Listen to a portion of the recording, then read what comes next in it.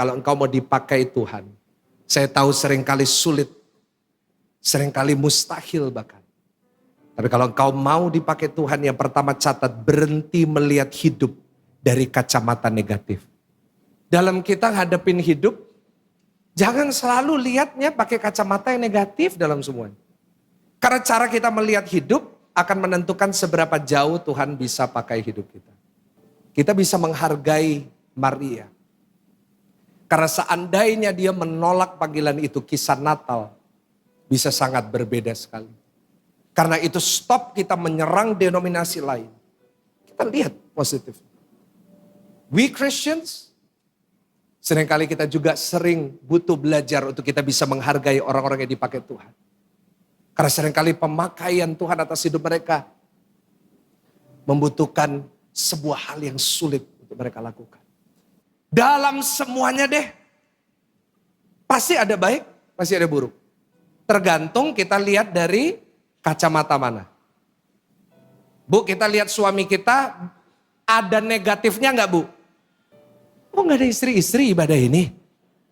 Bu, tolong jawab saya, lihat suami ada negatifnya nggak Bu? Banyak. Kita mau lihat suami kita jeleknya, banyak. Dari sejak menikah sampai sekarang udah naik berapa kilo. Kita lihat jeleknya pasti nemu. Tapi lihat positifnya juga pasti ada. Yes, dia gak bisa kasih yang terbaik, tapi dia selalu ada untuk anak-anaknya. Dia gak ninggalin. Di saat banyak suami yang ninggalin. Yes, dia mungkin bagi engkau gak berguna hari ini, tapi dia gak pernah selingkuh. Pasti ada baiknya kok dalam semuanya. Jangankan rumah tangga, kita lihat hamba Tuhan pun khotbah, ada positif, ada negatifnya. Semua itu pasti ada jelek dan bagusnya kok.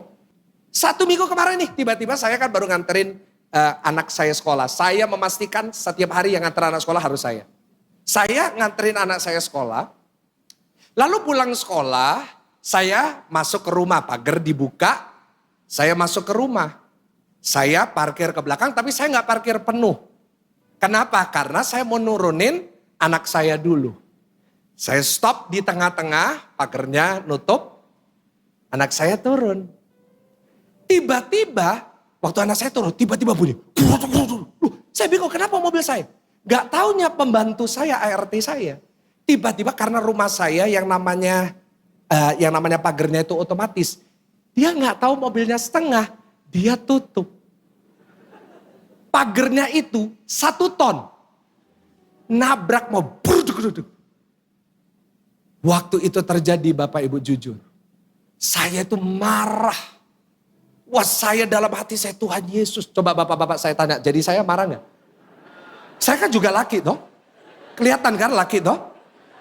Saya, wah mobil kan bagi kita kan Pak, ya kan? Wah kalau mobil kita kena apa-apa, wah rasanya dunia pecah. Saya udah marah, saya buka lo, saya lihat, aduh saya bilang, saya mau marah, saya mau maki. Tapi ART saya datang ibadah jam 10 duduk di depan ini yang pakai baju merah. Jadi saya mau maki, saya nggak bisa ngomong.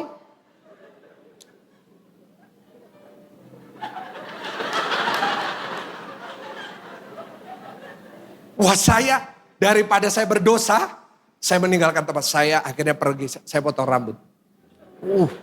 Daripada saya, hati saya marah, aduh. Tapi tiba-tiba di mobil saya marah, saya jujur. Tapi dalam hati Roh Kudus ngingetin, mobilmu rusak, tapi bukankah aku sudah cukup memberkati kamu, sehingga kamu bisa memperbaikinya, kamu gak perlu mikir.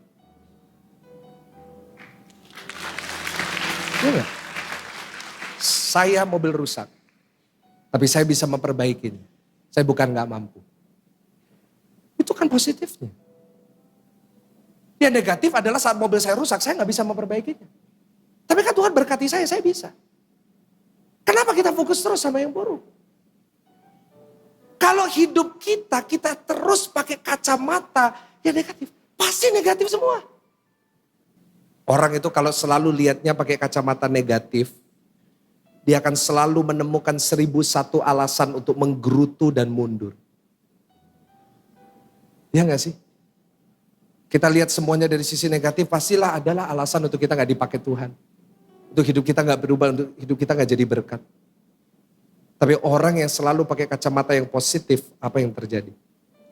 Dia akan menemukan 1001 alasan untuk bersyukur dan menikmati proses yang terjadi. Karena dia tahu itu mendatangkan kebaikan.